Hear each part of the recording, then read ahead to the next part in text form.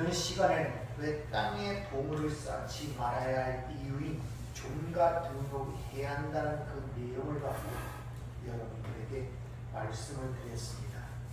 오늘 땅에 보물을 쌓다라고 번역된 이 쌓다라는 단어가 이게 데사리오조라는 그런 단어가 쓰입니다. 근데 이 단어는 보물이라고 번역된 데사우로스의 동사형이에요. 이게 단순히 어떤 걸 쌓다, 축적하다 그런 의미가 아니라 보물이 대기하다, 현재 명령형입니다. 보물이 대기하라. 즉 무슨 말이냐? 내가 보물이라고 생각하는 것을 열심히 축적하고 쌓였더니 내가 땅이 되더라, 이런 말이에요. 내가 보물이라고 생각하는 것. 마찬가지로 하늘의 보물을 축적한다는 말은 진리라는 보물을 열심히 따왔더니 내가 하늘이 되더라, 이런 의미인 것입니다.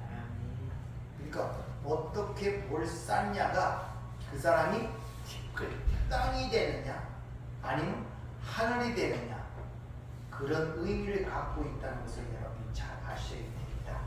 즉 진리라는 보물을 내가 담고 쌓았더니 내가 하늘이 되었다는 것입니다. 그렇게 하늘에 쌓이는 보물이 되는 것이 곧 하늘과 보물이 하나가 된다는, 그것을 연합이라고 해요. 연합. 그래서 그 연합을 보여주는 사건이 바로 창세기 2장 7절에 있는 사람의 탄생 사건이에요. 이 하늘의 생기와 연합이 되니까 생명이 되었다, 그렇게 얘기를 하고 있죠. 바로 그런 사건을 지금 우리에게 좀 설명하고 있다는 것입니다. 그러니까 땅적, 즉 여전히 땅적인 존재로 세상적인 시간과, 즉 세상적 시간, 다시 말하는 세상적인 세계관과 가치관으로 하나님의 말씀을 법으로 대하게 되면은 그 하나님의 말씀이 율법으로 내 안에 쌓이게 되고 그 자체가 땅이 된다, 이런 말이에요. 그리고 그것이 존과 등록이 되어 그를 파괴시킨다, 그런 말인 것입니다. 우리 인생들이, 사람이라는 인생들이 살아보면 다 그렇잖아요. 그렇게 세상적, 인본주의적, 율법주의적으로 살아서 그것을 열심히 축적하여 쌓았더니 결국 흙으로 돌아가는 거 아닙니까? 그래서 창세기 3장 19절에 너는 흙이니 흙으로 돌아가는 말씀의 의미가 바로 거기 있다는 것입니다. 그것이 바로 창세기 3장의 사건인 동시에 현재 이 세상의 사건, 그러니까 창세기 3장의 사건은 그 당시로 끝나는 것이 아니라 현재 이 세상의 삶 속에서 그대로 재현이 되고 있는 거예요. 여전히 인본주의가 되어 율법주의가 되어 살아가고자 하는 그 열심히 그게 보물인 줄 알고 살았더니 결국 흙으로 돌아가는 현상. 지금 우리 현재 이 세상의 삶이 그렇게 보이잖아요. 다 흙으로 돌아가지 않습니까? 그것을 우리에게 보여주고, 그래서 그곳을 지옥이라 그렇게 표현하는 것입니다. 그러니까 지옥이라는 것은 우리가 동화적 상상 속에 이루어지는 그곳을 상상하시면 안 돼요. 이 세상 자체가 선악의 파라다임 속에서 그것이 유일한 보물인 줄 알고 열심히 땅을 쌓았더니 결국 흙으로 돌아가 버리는 현상이 지금 지옥이란 말입니다. 그래서 베드로전서 3장 19절을 보면 그가 또한 영으로 가서 옥에 있는 영들에게 선포하신다. 그들은 전에 노아의 날 방주를 준비할 동안에 하나님이 오래 참고 기다리실 때 복종치 아니하는 자들이라, 이렇게 얘기합니다. 영으로, 말씀으로 가서 그들에게 옥에 있는, 감옥에 있는 자들에게 말씀을 전파했다는 거예요. 근데 그 사건을 어디에 비교하느냐? 노아의 방주 사건이에요. 그들이 어떤 자들이냐? 노아의 날 방주를 준비할 동안에 하나님이 오래 참고 기다리셨다는 거예요. 말씀으로, 영으로 전파하면서. 근데 그들은 하나도 복종치 아니한 자들이었다. 그래서 물로 멸망이 되었다. 물, 진리 가운데, 그게 율법에 대해 그들을 멸망시켰다는 것입니다. 근데 방주 안에 들어가는 자, 방주로 물로 말미암아 구원 얻은 자가 몇 명뿐이냐? 8명, 8이라고 이 얘기를 하고 있죠. 그것을 원어로 해석하면 더 알기가 쉽습니다. 후토스 에스틴 옥토 푸시케 디아데스테 디 그리고 휘도로 즉 그 물 진리로 인하여 구원받은 생명이 8인데 그들이 바로 그들의 8이라는 존재다 이런 거예요. 8. 예수님이 안식 후 첫날 부활하신 이유가 거기 있는 것입니다. 그래서 오늘이 부활하신 날이란 말입니다. 새로운 생명, 새로운 세상, 새하늘과 새 땅이 된 영적 그 하늘에 완성된 그 하늘에 완성된 존재들이 오늘 여기에 모여 하나님의 말씀, 진리를 통하여 그 생명을 먹는 시간이 오늘 이 시간이란 말입니다.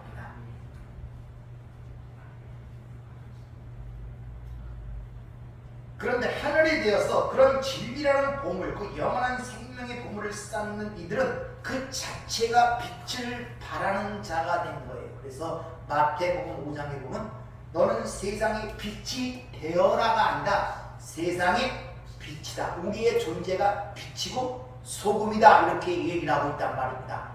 이 말을 대부분이 세상의 빛이 되어라, 소금이 되어라 라고 알아듣는 사람들이 대부분이 그렇게 가르치는 자들.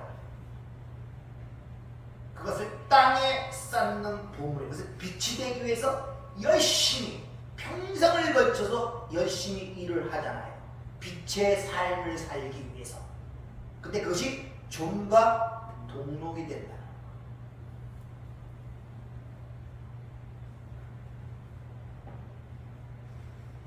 그러니까 우리는 하나님의 진리를 갖지 못한 자들은 창세기 2장 19절에 있는 것처럼 그들은 뭐에 불과하다?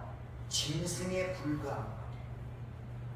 그래서 짐승도 흙으로 만들었고 인간도 흙으로 만들었어요. 그 둘 다 생물이라고 해요. 하이네펫이. 근데 사람만이 하야 살아있는 존재라고 표현하고 있다는 거예요. 그래서 사람들 사이에 이상한 일이 일어나는 거 그거 짐승 같다 그러지 말아요. 짐승이에요.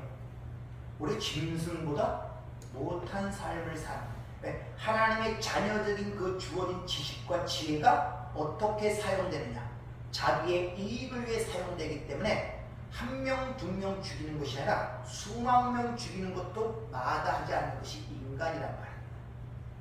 짐승은 자기 배고플 때 먹이를 위해서 죽이는 것이지만 인간은 자기의 욕심과 이익을 위해서 얼마든지 사람을 죽이는 것이 바로 인간이란 말이에요. 짐승. 그래서 니들의 인생이 짐승과 다름이 없음을 깨닫기 위해서 이 땅에서 너희가 하나님께서 여러 가지 일들을 일으키신다고 하는 거예요. 그러니까 사람으로서 도저히 하지 못할 일들을 보면 아, 하나님의 말씀이 진리구나, 짐승과 다름없구나, 이렇게 봐야지. 아, 나는 저 사람과 다른 존재야, 저런 일을 안 하기 때문에 나는 짐승이 아니야, 이렇게 생각하시면 바로 더불어 보는 거예요.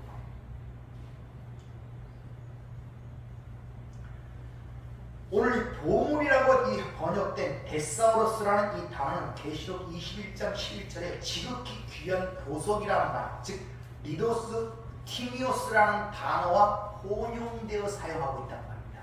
보물이라는 단어와 보석이라는 단어.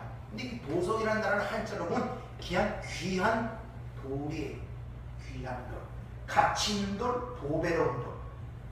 근데 그 가장 귀한 돌이 뭘 의미하느냐? 그게 바로 하나님의 임재를 상징하는 지성소의 언약궤 안에 있는 그 돌, 그 돌이 가장 귀한 돌이에요. 그 돌이. 그러니까 그 언약궤 안에 있는 그 돌이 뭡니까? 뭘 넣었어요? 구약에 보면 모세가 시키는 하나님의 친수로 쓴 그 계명을 쓴 돌판을 집어넣는데 그 돌을 얘기하는 거예요. 그러니까 그 하나님의 말씀이 들린 그 돌판이 진리로 이해가 되면 그게 보물이 되는데 그 자체로 돌판에 새긴 율법으로 보게 되면 그게 저주의 돌이 되는 거예요. 그래서 예수님을 돌, 뜨인 돌, 산돌, 모퉁이돌로 얘기를 하죠. 그렇게 알아들으면 그 산자인데 그 돌이 거치는 돌이 된다네요. 그래서 그 돌이 떨어지면 모든 것이 산산조각이 난다 그러죠. 예수님을 뜨인 돌, 산돌 그렇게 구약에서 가리키고 있는 것을 볼 수 있단 말입니다. 자, 아들이라는 이 돌이라는 단어가 히브리어로 아벤이라는 단어예요. 돌이라는 단어가 이 아벤이라는 단어를 타자면 알레프라는 단어와 그리고 베이트라는 단어와 눈이라는 이 세 가지 자음이 합쳐서 에벤 하면 그걸 돌이에요. 근데 앞에 두 자와 뒤에 두 자를 갈라치면 아버라는 단어와 꼬리 눈이라는 단어가 있으니까 아버 눈이라는 단어는 아래 것을 상징하며 물고기를 상징합니다. 그러니까 아버지가 아래 것으로 내려오면 그게 돌이 되는 것입니다. 근데 이걸 거꾸로 얘기하면 앞에 알레프라는 단어를 빼고 뒤에 두 자 벤이라면 벤은 아들이에요. 알레프는 하나님이니까 하나님의 아들이 벤 돌이란 말이에요. 그래서 그분이 교회 모퉁이 돌이 되었다 그러죠. 기초돌. 그러니까 하나님의 아들 그 돌이 산돌 모퉁이 돌로 그것이 나에게 오면 그게 보석 보물이 되는 것입니다. 그 진리라고 그러죠. 주님이 나를 진리 생명이 된단 말입니다. 근데 그것이 내 밖에 돌 거치는 돌 율법의 돌이 되어버리면 그거에 내가 죽어버리는 거예요.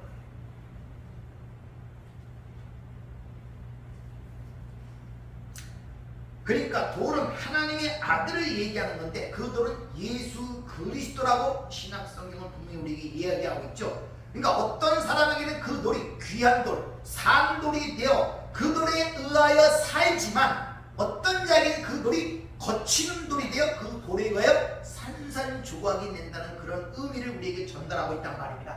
그래서 다니엘서에 보면은 그 세상의 어떤 세상의 어떤 욕망, 세상의 어떤 왕이 되고 싶어하는 그 환장한 그런 삶을 통치하는 느부갓네살 왕이 세운 근신상 20m는 근신상을 부수는 것이 바로 그 돌이 그걸 부숴버리죠.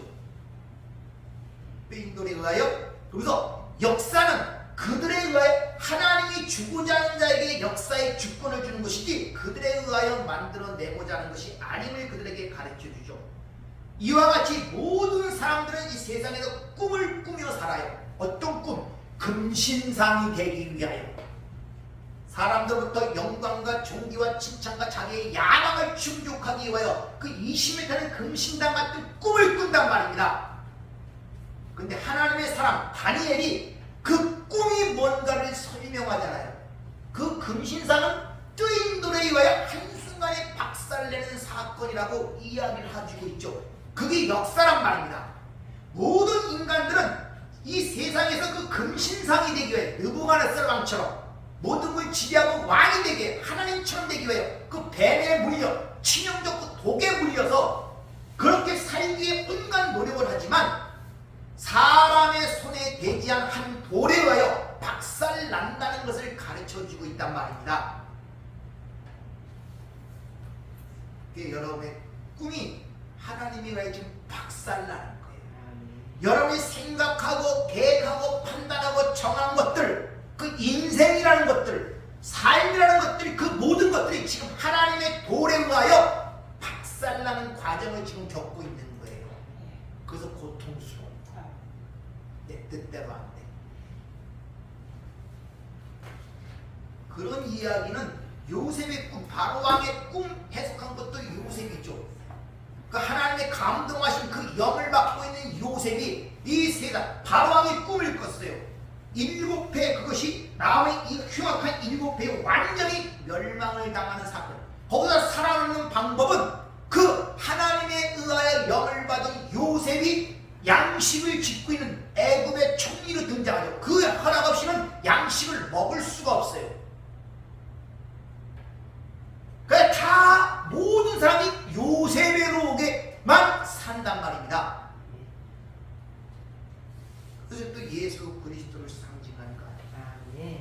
그러니까 이 세상의 역사라는 것은, 이 꿈이라는 것은 바로 하나님의 손대지 아니한 돌, 즉 말씀 진리에 의하여 완전히 박살 박살 낸다는 것을 역사 속에 보여준 사건이 십자가 사건이란 말입니다. 그래서 세례요한이 뭐랍니까? 보라! 세상 죄를 지고 가는 하나님의 어린 양이로다. 모든 이 역사는 다 하나님에 의하여 박살, 그 돌에 의하여 박살나는 그런 과정을 겪고 있단 말이에요. 그래서 다윗이 세상의 힘과 능력을 상징하는 골리앗도 뭘로 쓰러뜨립니까? 돌로 쓰러뜨립니다. 그 진리로. 자, 모든 사람이 그런데 그 중에서 그것이 무엇인가를 아는 자들이 바로 뭡니까? 구원이고, 그것이 뭔지를 모르는 자들은 그대로 멸망이란 말입니다.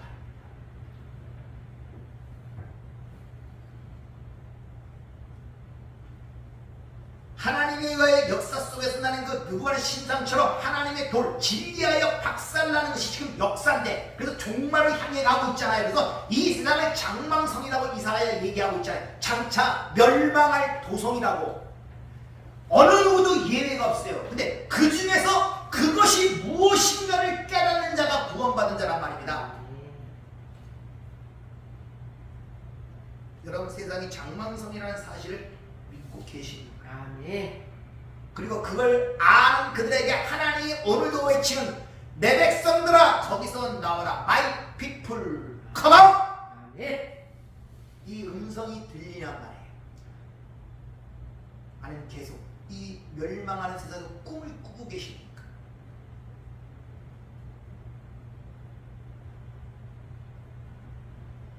이같이 우리 안에 그 진리라는 돌을 마음으로 갖게 되면 하나님 보시기에 우리가 가장 귀한 보물이 되는 것입니다. 그래서 너는 세상의 빛이다 이렇게 얘기하지, 빛이 되어라, 소금이 되어라, 빛처럼 살아라, 소금처럼 살아라 이렇게 얘기하지는 않는 거예요.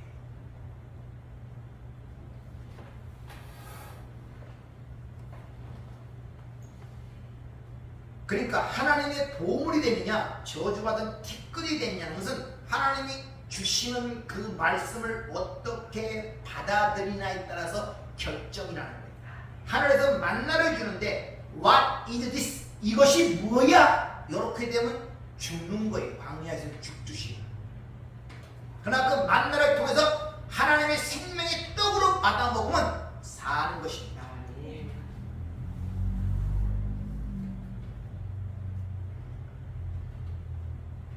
다시 한번 말씀드리지만 하늘의 보물을 쌓는다는 그 말은 내가 앞으로 가야 할 그 하늘나라의 어떤 재료들을 많이 축적하고 저금을 해서 내가 그 나라에 갔을 때 내가 축적하고 쌓아놓은 곳에 의하여 그 나라에 산다는 그런 의미가 아님을 하셔야 돼요. 이러면 간증하시는 분들이 천국 다녀왔다 해서 천국에 너무 보석으로 되었고 뭐 어쩌고 뭐 어쩌고 이건 자기가 만든 천국이에요. 여러분들.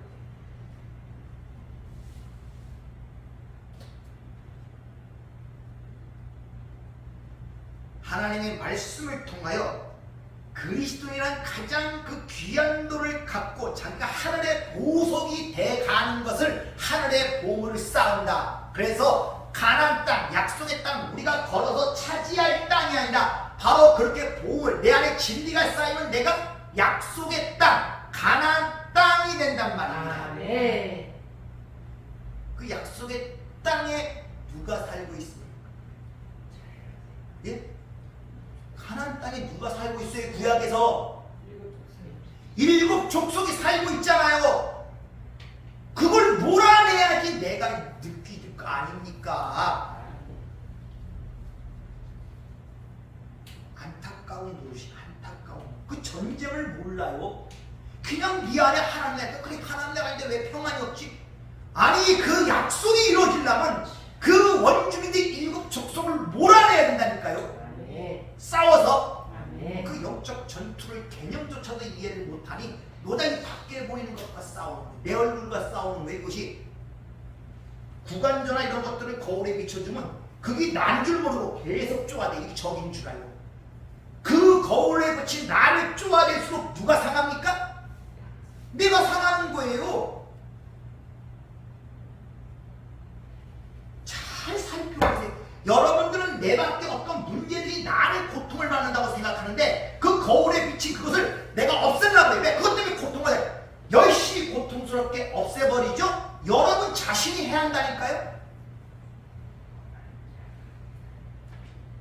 그 싸움을 모르니까 계속 그것이 자신을 해야 하는 걸 모르고 죽자 사자 그거와 싸우는 거예요. 그건 한없어져. 내가 죽을 때까지 왜 자꾸 그쪽으로 관심을 갖습니까?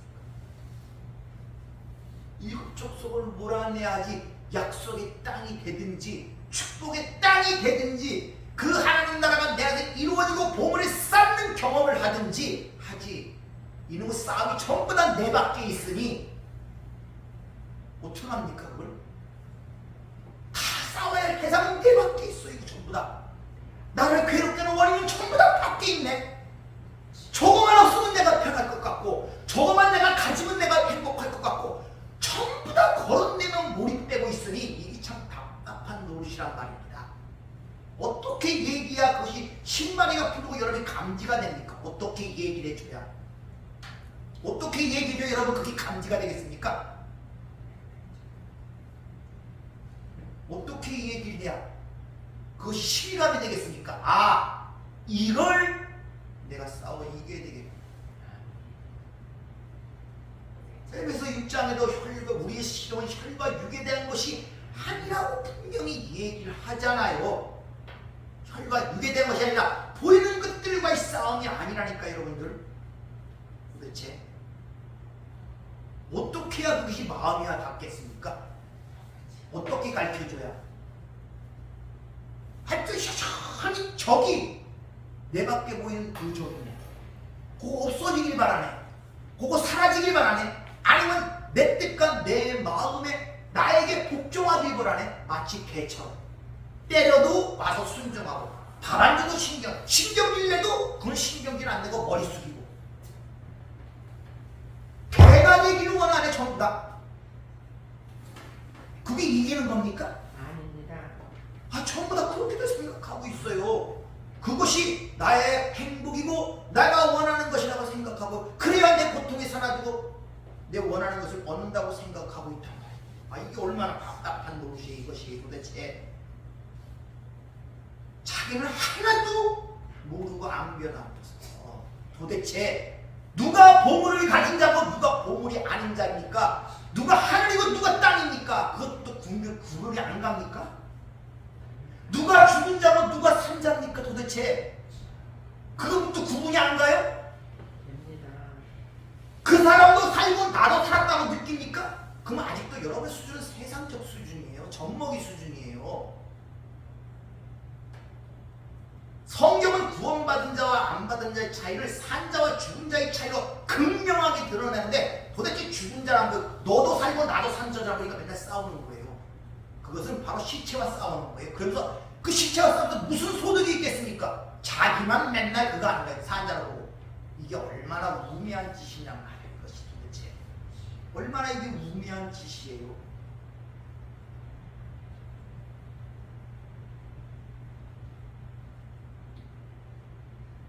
출애굽기 28장 9절을 보면 제사장이 지성소를 들을 때 성소에 들어갈 때 에봇이라는 띠를 내고 거기에 보석 둘을 달는데 그 보석 하나에다가 6개 이름씩 12지파의 이름을 새깁니다. 보석. 그 보석을 들고 성소에 지성소에 들어간단 말입니다. 무슨 뜻입니까? 내 아들은 보석이라는 거. 12는 아들을 상징한다고 그랬죠. 그러니까 그 보석에 새겨진 12만이 지성소에 들어가 하나님과 교제가 가능한 거예요. 그러니까 하나님과 교제가 가능한 자들이 보석이란 말을 그 제사장이 보석을 달고 들어가는 거기에 12지파의 이름을 들고 거기에 들어가는 모습을 통해 우리에게 보여주고 있단 말이에요. 그래서 계시록 21장에 보면 그 하나님의 신부 어린 양의 신부를 상징하는 거룩한 성 예루살렘이 이 땅에 내려오는데 이렇게 표현하고 있습니다. 21장 10절 12절 성령으로 나를 데리고 크고 높은 산으로 올라가 하나님께로부터 하늘에서 내려오는 거룩한 성 예루살렘을 보이니 하나님의 영광이 있어 그 성의 빛이 지극히 귀한 보석 같고 벽옥과 수정같이 맑더라. 크고 높은 성곽이 있고 12문이 있는데 문에 12천사가 있고 그 문들 위에 이름을 썼으니 이스라엘 자손 12지파의 이름들이라. 이게 바로 제사장들이 보석에 12름을 갖고 지성소에 들어가는 그 모습을 그렇게 표현하는 거예요. 그러니까 천국이 보석으로 되어 있는 것이 아니라 바로 하나님의 어린 양의 신부가 보석으로 치장된 모습을 그리고 있단 말이다. 우리가 보석이란 말이에요. 아멘. 우리가 아멘.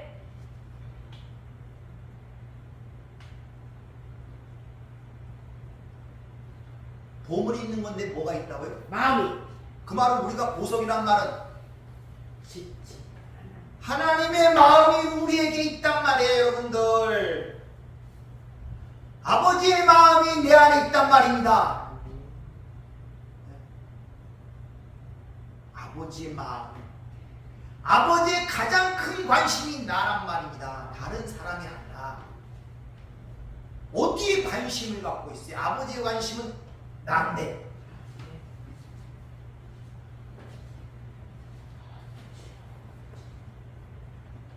이렇게 하나님의 백성들은 진리를 마음에 담음으로 말미암아 하늘 안에 보석들이 되어가는 걸 신앙생활이라고 해요. 그럼 내가 하늘들이 되어서 하늘과 보석이 하나가 돼서 우리가 하나님의 보석, 또 다른 말로 하나님의 보물, 또 다른 말로 하나님의 마음이 되어 이 땅에서 그 마음을 전하는 자로 살아가고 싶다. 그 마음을 전하는 자.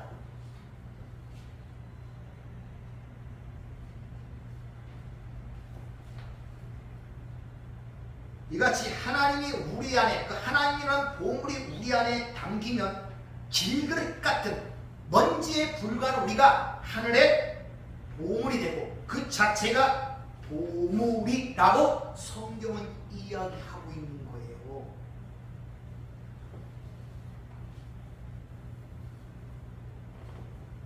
그러한 시각으로 나의 정체성과 나를 보지 못하니 보다니 옛사람의 세상보다 뜯긴 그 상처받은 나만 갖고 사는 거예요. 도대체 거기는 하나님의 마음도 없고 내 마음도 없어요.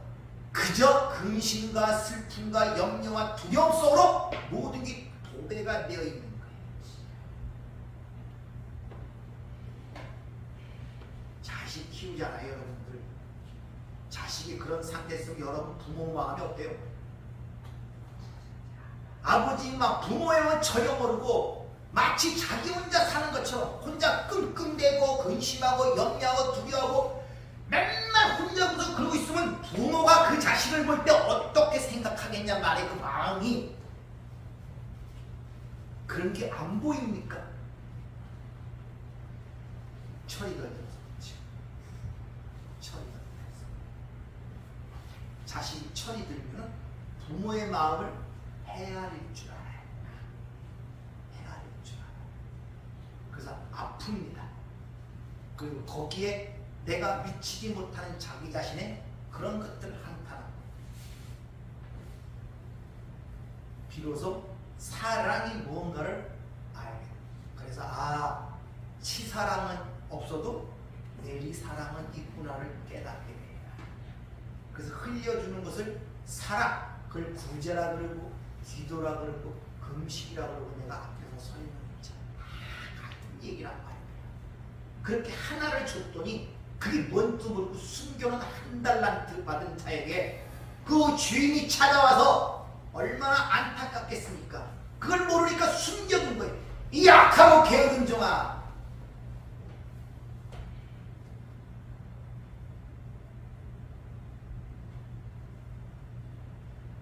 이같이 하나님이라는 보물이 우리 안에 담겨 있는 그 상태를 주님이 또 이렇게 표현합니다. 그것을 주머니라는 말로. 이게 우리 개혁개혁 성경은 주머니란 말을 배낭으로 바꿨더라고요. 근데 전혀 어감이 안 맞는 것들입니다. 이제 신앙만 할 줄 알지 신앙과 해석할 줄 모르는 것들은 인간의 생각 그 판단으로 해석하기 때문에 써놓기 때문에 전혀 뉘앙스가 잘 안 맞아요. 주머니 옛날 때 훨씬 낫습니다. 배낭은 옷만 넣고 가는 거예요. 주머니는 손을 집어넣으면 손주머니, 주머니가 되잖아요. 거기에 별것 다 넣습니다. 그리고 엄마가 하는 자궁도 애기 주머니라고 설명하죠. 이런 포괄적 의미를 갖고 있는 게 주머니라는 의미인데, 이런 성경이 전달하고자 하는 이미지를 모르니까 그냥 배낭, 어디 여행 갈 때 뭐 집어두고 가는 배낭으로 설명해요. 주머니. 발란티오라는 이 단어가 쓰이는데 절대 주머니와 그 안에 담긴 물건은 섞일 수가 없어요. 근데 성경은 그 주머니에 보물이 담기면 그 그릇이 두 주머니가 바로 보물이다, 이렇게 이야기를 해주고 있단 말입니다. 우리의 육신과 우리 육신 안에 영혼이 들어있어요. 우리는 모르죠. 어떻게 되는지 몰라요. 그러나 분명히 영혼이 있습니다. 그 영혼이 죽으면 떠난다. 그 생명이 다한단 말입니다. 똑같은 거예요. 절대 우리 생각으로는 주머니와 담긴 그 내용물이 합할 수가 없는데, 성경은 그가 바로 보물이라고 이야기를 하고 있다는 것입니다. 그래서 예수님이 하나님을 담고 왔잖아요. 진리를 담고 왔지 않습니까? 예수님은 분명히 육신을 입으신 분이에요. 근데 그 안에 하나님을 담고 있는 거예요. 우리는 이해를 못해요. 그러나 부딪히면 내를 본 자는 아버지를 보았고 나와 아버지는 하나라고 분명히 얘기하고 있단 말입니다. 자기 안에 뭐를 담고 있기 때문에? 진리를 담고 있었기 때문에 아멘. 아버지를 담고 있다고 얘기합니다. 아멘. 여러분 안에 진리가 있다면 여러분이 아버지를 담고 있는 것이고, 그러한 상태를 아들이라고 표현하는 것입니다. 아멘. 그래서 이 땅에 있는 그 집에 있는 그 물고기, 하나님의 그물에 걸린 그들, 이것을 구원이라고 설명하는 이유가 바로 거기 있는 것입니다. 즉 주머니라는 곳에 하나님의 그 보물이 담기자 우리가 하나님의 보물이 되는 거예요. 좀 더 쉽게 얘기하면 여러분이 이해를 못해. 여기까지만 이해하세요. 누가복음 10장 30절을 보면 너희 소유를 팔아 부지하고 낡아지지 아니하는 주머니를 만들라. 하늘에 둔바 다함이 없는 보물이니, 이렇게 얘기합니다. 네 소유를 팔아 낡아지지 아니하는 주머니를 만들면 그것이 하늘에 둔바 다함이 없는 보물, 즉 영원한 보물이다. 지금 그렇게 얘기하고 있단 말입니다. 거기에는 도둑이 가까이 하는 일이 없고 좀도 먹는 일이 없느니라. 너희 보물이 있는 곳에 너희 마음이 있느니라. 여기서 주머니를 만들다는 단어가 make, 어떤 걸 만들어내다가 포예요. 창조하다. 즉 주머니가 되다, 이런 말이란 말입니다. 그러니까 말씀의 소유를 팔아 주머니가 되면 그 주머니가 바로 하늘의 영원한 보물이다. 지금 우리에게 이렇게 표현하고 있단 말입니다. 낡아지지 않는 그 주머니가 영원한 보물이라고 얘기하고 있단 말입니다. 그러니까 주머니가 되라, 이런 말씀을 하시는데, 즉 그 주머니 속에는 하늘이 담겨 있단 말입니다. 바로 그 주머니는 저와 여러분을 지금 얘기하고 있는 거예요. 아시겠습니까? 또 특별한 사람을 얘기하는 것이 아니라. 자, 그래서 다윗이 이 땅을 상징하는, 힘을 상징하는 골리앗을 쓰러뜨릴 때 어디서 손을 넣어? 주머니에서 손을 넣어. 거기서 돌을 빼 골리앗을 던지죠. 그 주머니가 뭡니까? 바로 보물이 된 거란 말입니다. 그 안에서 뭘 끄집어내? 돌, 진리를 끄집어내. 이 세상의 율법주의적, 인본주의적으로 다른 말하는 그들에게 던졌더니 그들이 박살나더라는 것을 골리앗 사건을 통해 우리에게 전해주고자 하는 것입니다. 그리고 그 골리앗, 세상을 상징하는 그 골리앗의 목을 잡을 때 골리앗이 가졌던 칼을 빼 그를 죽여요. 골리앗이 가진 칼은 율법의 칼이란 말입니다. 그리고 성령의 검을 가진, 그 진리의 검을 가진 그 다윗이 그 율법으로 그를 죽여버리는 거예요. 그것이 골리앗 사건. 아, 하나님 믿었더니 힘이 생겨서 돌 한 방으로 큰 골리앗을 뚫는 이런 힘을 얻을 것이라는 그런 내용이 아니라, 그런 구속의 의미가 그 안에 담겨 있다는 것입니다. 그런데 여기도 보면 소유를 팔아 그 주머니를 사라 그러죠. 소유. 소유가 뭐라 그랬습니까? 성경이 말하는 재물, 소유라는 것은 내가 어떤 율법적 행위를 통하여 쌓아놓고 그걸 내 가치와 자랑으로 할 수 있는, 인간이 내놓을 수 있다고 생각하는 모든 걸 통칭하여 소유라고 해. 그래서 뭐 유명한 스님이 무소유라는 그런 뭐 책을 써갖고 뭐 일간지에 나오고 뭐 베스트셀러가 되죠. 무소유라는 자체가 뭡니까? 내가 가지고 있다는 뜻이에요. 성경이 말하는 것이 아니란 말입니다. 무소유라는 자체가 내가 가지고 있는 것을 내놓는다는 거 아닙니까? 근데 인간은 갖고 있는 것이 없다는 것이 성경적 정의란 말입니다. 그러니까 그 소유를 다 팔려면 어떤 일이 일어나야 하냐면 내가 내놓는 소유는 아무것도 아니라는 인식이 먼저 자각이 돼야 돼요. 내가 내놓는 소유는 아무것도 아니고, 그걸 다른 말로 하면 내가 진리를 깨닫게 되면 소유는 자동적으로 팔리게 되어 있어요. 내놓게 되어 있단 말입니다. 아멘. 자동적으로 진리를 깨닫게 되면 아멘. 뭘 팔아서 뭘 사는 것이 아니라,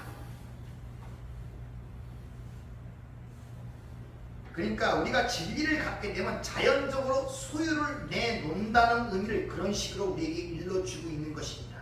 그러니까 그 진리를 마음으로 담아서 소유를 팔 수 있게 된다는 그 자체가 내 안에 진리가 있다는 거예요. 아멘. 진리가. 그것을 남에게 전해주라는 말로 오늘 구제라는 말이 또 나오죠. 누가복음 12장 3절. 소유를 팔아 구제, 엘레머스메. 앞서서 얘기를 했죠. 앞서서 이미 설명했죠. 구제가 뭔지. 바로 그 소유를 팔아 그 진리를 소유한 주머니가 됐을 때 비로소 구제를 할 수가 있는 거예요. 그게 없으면 구제를 못해. 그래서 그 세상 소유를 갖고 있던 부자 청년에게 네 소유를 다 팔아 가난한 자에게 주라 했더니 못 주는 거예요. 줄 게 있어야지. 왜? 진리가 없기 때문에. 주머니가 되지 못했기 때문에.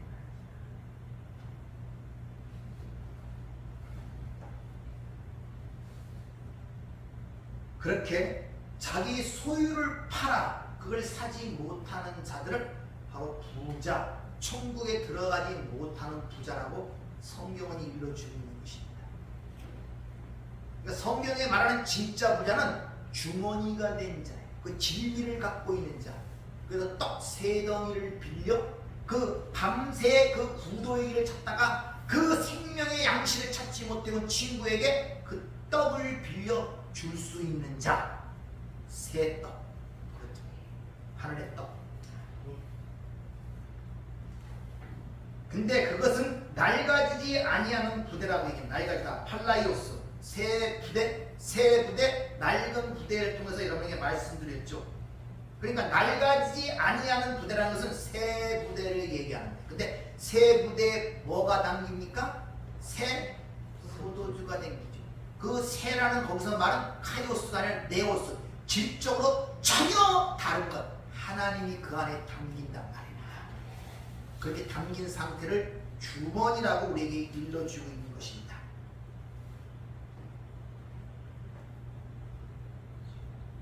그래서 그 주님이 십자가에 죽으시기 직전 그쯤에 너희가 소유를 팔아 주머니를 사라 그러는 거예요.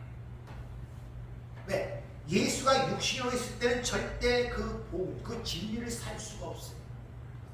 죽어서 그리스도의 영으로 내 안에 들어와야만 하기 때문에 그 전에는 주머니를 가질 수가 없어요. 칼을 가질 수가 없습니다. 만약 예수가 죽고 그리스도의 영으로 오기 전에 내가 어떤 칼과 주머니를 갖게 되면 그게 바로 베드로가 말고의 귀를, 오른쪽 귀를 치는 그런 칼, 율법의 칼이 되어버린 거예요. 그래서 말고, 말라키, 왕이란 사자라는 뜻 아닙니까? 오른쪽, 오른편, 바른 귀를 못 듣게 자르는 율법의 칼이 되는 거예요. 그래서 그 칼을 가진 자는 칼로 망한다고 주님이 그렇게 말씀하시는 것입니다.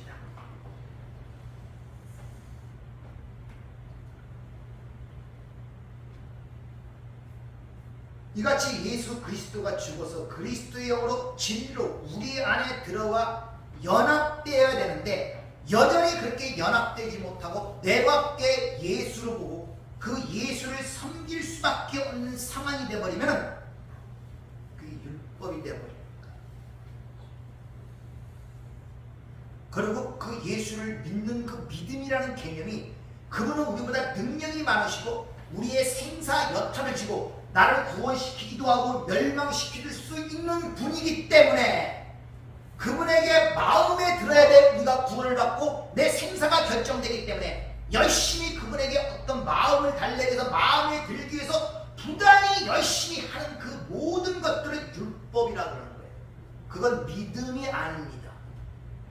그건 그분이 너무 내 생사에 걸릴 때 어쩔 수 없이 그분에 굴복하는 것이지 믿음이에요. 믿음은 반드시 사랑으로 연합이 돼야 됩니다.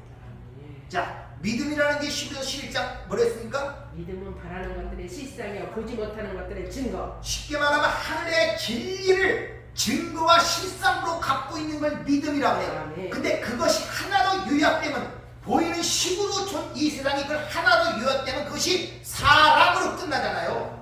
그래서 앞에 설명한 게 전부 그거 아닙니까? 5개면 둘로 요약하여 사랑으로 요약해주는 내용이 5장의 산상수훈 5장의 내용 아닙니까? 그러니까 믿음은 반드시 사랑으로 연합이 되어야 되는 게 믿음이지 그분이 무서워서 그분에게 마음에 들기 위해서 내가 구원받기 위해서 어떤 일을 하고 안 하고의 그런 결정적 굴복적 신앙은 절대 믿음이 아닌 것입니다. 내 밖에 예수를 믿는 것은 믿음의 주체가 나예요. 내가 믿는 것이니까. 근데 히브리서 12장은 분명히 믿음의 주요 완성자, 믿음의 시작과 끝이 전부 다 예수라고 정의를 하고 있거든요. 믿음의 주체가 내가 되면 안 돼요. 그 예수가 믿음의 주체가 되어야 된단 말입니다. 그래서 아브라함이 하나님을 믿었다는 식으로 보면 안 되고 하나님의 믿음에 의하여 아브라함이 끌려가는 것입니다. 그 11서 11장 믿음장이란 말입니다. 그래서 앞에 주어가 다 생략되어 있어요.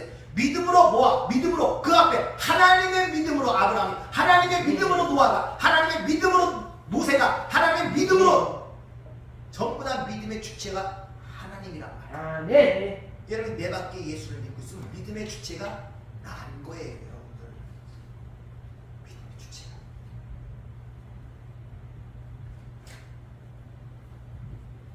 그래서 세상에 보이는 열로 식으로 조소 그걸 내수 세상에 완성된 내수로 이해하여 그것이 하나로 갖게 되면 이걸 완성이라고 하거든요.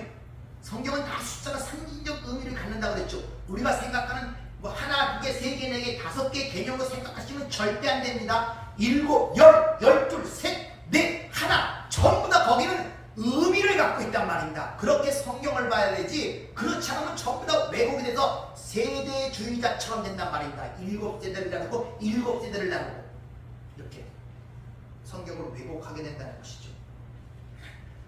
그렇게 내 밖에 예수의 어떤 그런 존재로 생각하는 신앙이 바로 유대인의 신앙, 바리새인들의 신앙이에요. 그래서 엄청나게 그 율법을 행하기 위하여 노력과 애씀이 있죠. 심지어 목숨을 바쳐가면서 그 계명을 지킨다. 잘 생각해. 만약 목숨을 바쳐야 생명을 얻는 것이라면 지금 저와 여러분이 여기는 전부 헛방입니다. 바리새인들이 안식일을 지키기 위해 적군이 쳐들어와도 안 싸웠다니까요. 목숨을 내걸었단 말입니다. 그들이. 여러분이 일반적 생각하는 그런 패러다임에 끼지 않으면 절대 잘못된 길로 갈 수밖에 없어요. 여러분들 생각을 해봐요. 일주일에 2번씩 금식하며 그 금식한 대로 가난한 가부와 고아를 도왔다니까요. 바리새인들이 하루에 시간을 정해 기도를 했다니까요. 그런 인간의 수고와 열심과 목숨에 바치며야 영생을 얻고 구원을 얻는 것이라면 그래야 구원을 받아야 되잖아요. 거기에 발끝에도 못 미치는 우리의 지금 이런 행위가 과연 구원과 합당하게 맞아 들어가겠습니까? 그런 것들이 깨달아지지 아니하니 감사가 나오지 않습니까? 감사가 그 사랑이 그것이 이해가 되지 않아요. 그냥 값없이 줬다 그러니까 그런가 보다예요. 그런가 보다. 값없이 은혜로 맞아 하나님은 사랑이시니까 그냥 값없이 거저 너나 나나 주는 거. 그렇게 생각하니까 감동과 감격이 하는. 근데 바리새인처럼 목숨을 바쳐 섬기고 막 그러다가 종교개혁이라는 마틴 루터처럼 얼마나 그렇게 그걸 섬기기 위하여 그 계단을 무릎을 까져가면서 피가 흘려가면서 수행을 합니까? 근데도 자기 마음의 죄성이 사라지지 않는 거야. 어느 날 갑자기 노마사를 보는데 믿음으로 의롭다함을 얻는 그 말씀을 통하여 진리 속으로 팍 들어가는 순간에 거기서 해방이 확 돼버린 거예요. 아멘.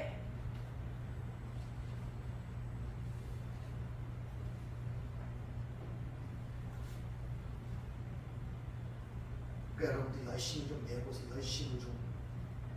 그래야 이걸로 안 된다는 걸 깨달아야 주어진 것이 얼마나 값지고 은혜로운 것이 은혜라는 말을 알게 돼요. 이제 피가 나도록 원수를 사랑하라. 그 말씀대로 살아야 될 거 아닙니까? 이를 악물고 원수를 사랑하라 했으니까 사랑하려고 그러고 주의를 지키면 네가 꼭 주의를 지켜야 되고 네 소유를 다 팔아 섬겼으니까 집 팔고 못 팔고 교회 나갔다 바치고 새벽기도 누가하고 금식하면서 구제했으니까 맨날 그래서 구제하고 뭐 가난한 자 돕고 헐벗은 자 벗어졌으니까 옷도 다 벗어주고 그렇게 살아보란 말입니다. 그리고 마음에 평안이 있는지 구원이 확신이 되는지 그렇게 해본 다음에야 이거로는 안 되는구나. 그래서 믿음으로 이게 그 말씀이구나 할 때 그 주어진 게 얼마나 큰지 감동이 온단 말입니다. 근데 또 하나 손발이 닳도록 해본 일이 없으니 뭐 안 되는 걸 잘 모르는 그걸로 안 되는 율법으로 안 된다는 말이 뭔지를 잘 감이 안 잡히니까 여러분들 감이 안 잡혀.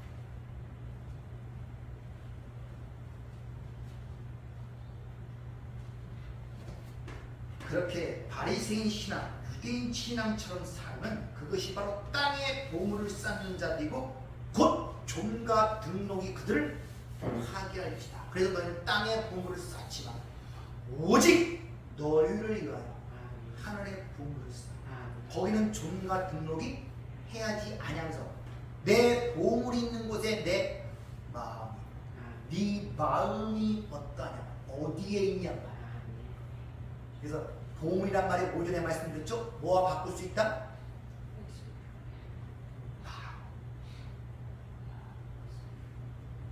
땅에 내 마음을 두지 말란 말이에요. 땅에 내 마음을 하늘에 두란 말입니다. 그 말 마찬가지예요. 똑같은 말이란 말입니다. 어디를 향하고 어디를 보고 어디를 사. 그래서 위의 것을 찾으라. 위의 것을 생각하라. 거기에 그리스도가 내 보좌 우편에 있느니라.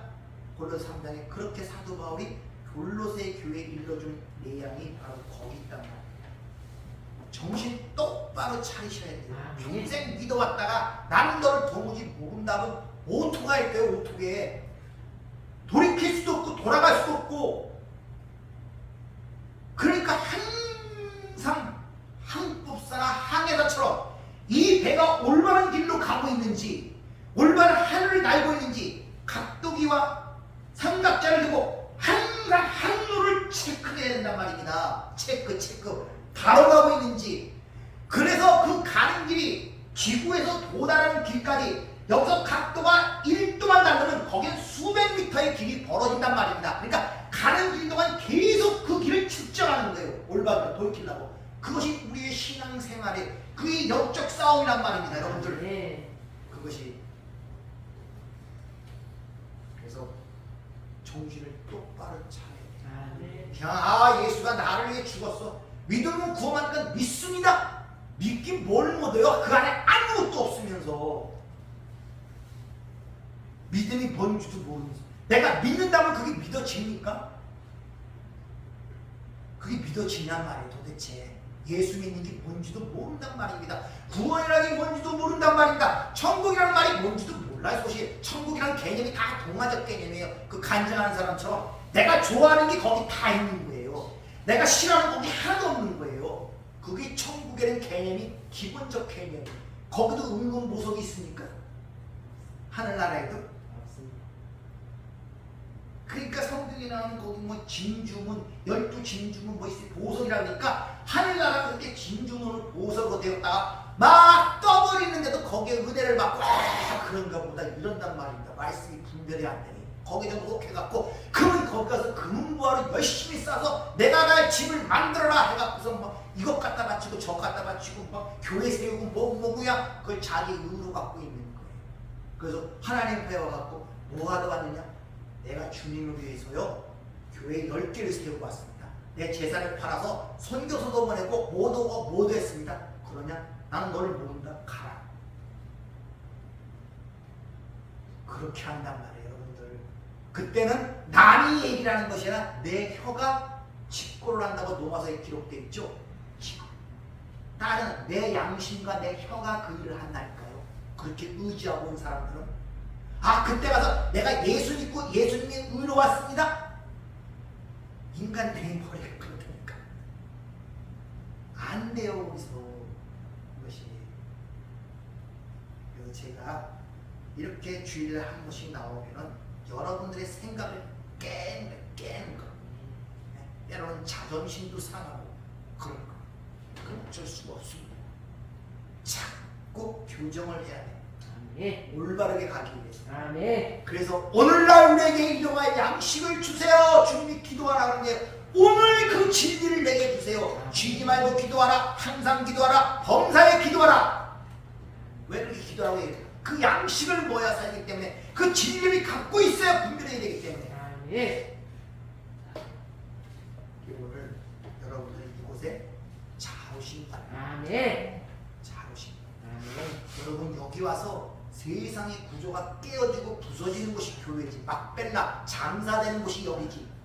여기 와서 옛사람이 팔팔 살아서 그런 곳 아니에요, 여러분들. 여기서 여러분의 자존심과 생각 모든 게 완전히 박살이 나야 됩니다. 아멘. 그래야 올바르게 보고 올바르게 갈 수 있다는 것을 여러분이 기억하시기 바랍니다. 아멘. 기도하겠습니다. 은혜롭고 자비로우신 아버지 하나님, 저도 말씀을 전한다고 이렇게 외치고 있지만 참 한계가 있습니다. 내게 주신 은혜가 다르고 그 은혜가 다 전달될 수 없으면 항상 이 부족한 종이 깨닫습니다. 그것은 그 말씀을 듣고 깨닫게 하는 것은 나의 재주와 재능이 아니라 성령께서 하신다는 걸 가르치기 위함을 압니다.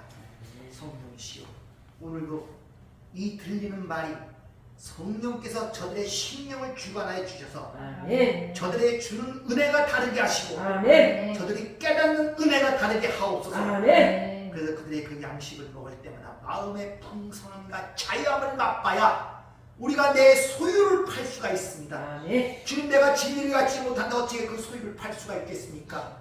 주님, 그 진리의 자유를 알지 못하는데 나를 억박하는 이것이 잘못된 줄을 우리가 어떻게 알겠습니까? 그 하늘나라가 내 안에 이루어지지 않는데 어떻게 하늘나라를 소망하는 마음이 생기겠습니까?